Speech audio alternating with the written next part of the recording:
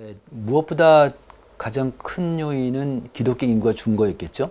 그러니까 지금 데이터로 보면 지금 한 26%에서 16%로 줄었으니까 10년 사이에, 그러니까 한 6%포인트가 줄었는데, 아니 10%포인트가 줄었는데, 그런 이제 어느 계층이 많이 줄었나를 보면 20대, 30대가 주로 많이 주는데, 예상외로 40대 연령층도 거의 절반 가까이 줄었다. 그러니까 그 40대가 우리나라 국민들의 중위 연령대인데 46세인데 중위 연령대가 교회 리더십이 없는 거예요. 말하자면 이런 좀 문제가 좀 있고요.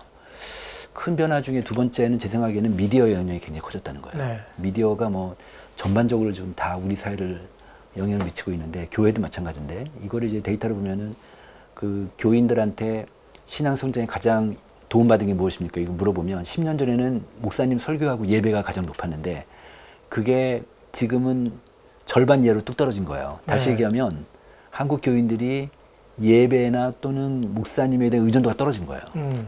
미디어가 10년 전에는 1%였어요. 근데 지금 19%로 올랐어요. 그러니까 그 정도로 많이 올랐는데 뭐 때문에 이렇게 클까 생각하면 저희 생각에는 저희들 판단에는 유튜브였어요.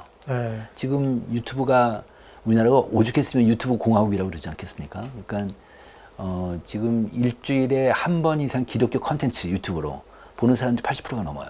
크리스찬 중에서. 저도 많이 봅니다. 네, 그렇죠. 네. 그다음에 1시간 이상 보는 사람도 절반 가까이가 되고요. 그래서 미디어 영향이 굉장히 크다. 이렇게 좀 볼 수 있겠고 또 하나 이제 하나 말씀드리고 싶은 거는 가난성도가 늘었어요. 아, 엄청 늘었죠. 네, 가난성도가 10년 전에 10%였는데 지금 27%나 돼요.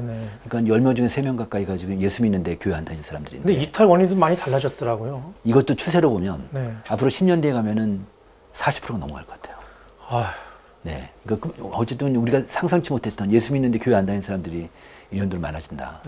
근데 이제 이런 변화는 저는 핵심은 10년 전에 비해서 한국 교회가 사회적인 신뢰도가 지금 말씀하신 그 여러 지표만큼 상당폭 하락했다라는 점을 더 많이 주목하고 있고 그런 점에서 아마 이탈하는 인구 지용도도 이렇게 동반돼서 나타나는 게 아닌가 그런 생각을 하게 됩니다. 그게 미디어의 영향이든 어떤 영향이든 특별히 이 10여 년 동안에 지금 말씀하신 것 따지면 가장 중요했던 사건은 코로나가 아니었겠는가. 3년, 거의 4년 동안 한국교회가 코로나 영향을 받으면서 여러 가지 변수에 적극적으로 대처하지 못한 결과가 지금 나타나고 있는 게 아닌가 그런 생각을 하고 그런 점에서 저는 한국교회의 가장 큰 변화는 사회적 신뢰도의 급격한 하락에 더해서 교회의 주도층, 말씀하신 대로 주도층의 변화, 교회 인구 구성의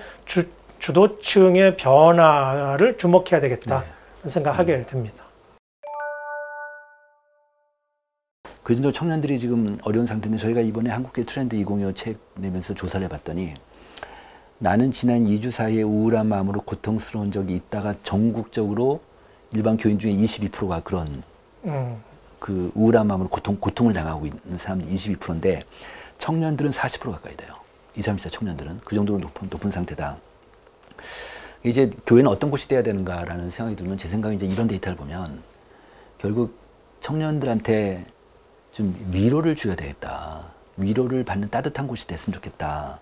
이런 생각이 들고 또 하나는 뭐냐면 청년들이 늘 이게 거기서 소외당하고 있으니까 어쨌든 어른 중심으로 교회를 하다 보니까 청년들이 소외당하고 있으니까 나를 좀 인정해 주는 곳이 됐으면 좋겠다. 저는 그런 생각이 드는 거예요. 나를 좀 인정해 주는 곳이 되겠다. 다시 얘기하면 청년들 저희가 조사를 해보면 교회 청년들 조사를 해보면은 청년들은 어른들보다 오히려 더 교회 의사결정 속에 들어가고 싶어요.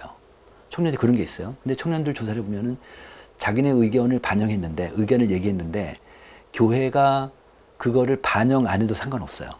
이 사람들은 교회가 자기네 의견을 들어주느냐가 되게 중요해요.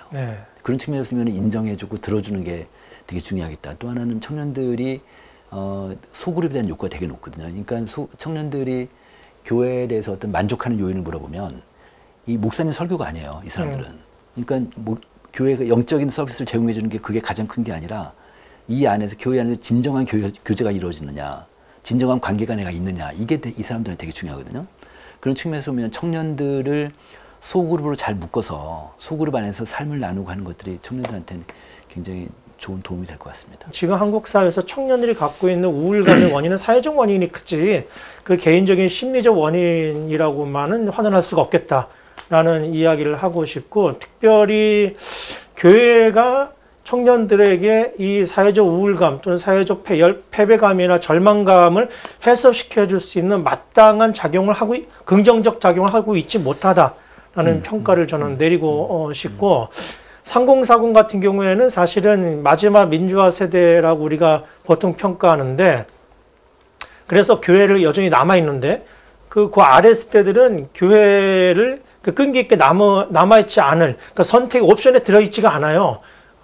말씀하신 대로 본인들의 생각이나 의견을 반영하지 않으면 바로 이탈해버리는 그런 특성을 가지고 있고, 그래서 아마 다른 방식으로 좀 접근해야 되는데, 저는 교회가 위로도 줘야 되겠다, 또 안식도 줘야겠다, 다 동의합니다만, 또 다른 관점에서 청년들이 바라는 세상, 청년들이 바라는 사회, 여기에 교회가 관심을 갖고 성경이, 신학이, 기독교가 그들이 염원하고 갈망하는 그 세상과 사회에 대해서 어떻게 응답할 것인가, 여기에 굉장히 관건이 있다고 저는 봅니다. 전통적으로 교회가 이 청년들에게 우울감을 해소하기 위해서 위로나 안식을 준다는 건 굉장히 개인적인 차원으로 환원시켜버릴 위험이 있다고 저는 봅니다.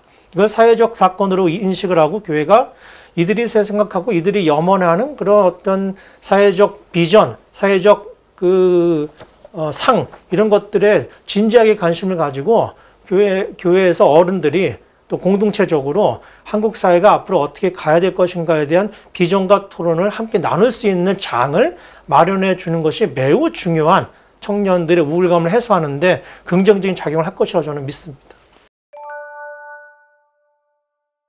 우리 국민들도 이런 사회 갈등이 너무 심하다는 걸 아니까 국민 중에 66%가 우리 사회 갈등이 순식간에 폭발할 정도로 위험하다. 이런 인식을 갖고 있는 이미 거죠. 지금 폭발한 거 아닌가요?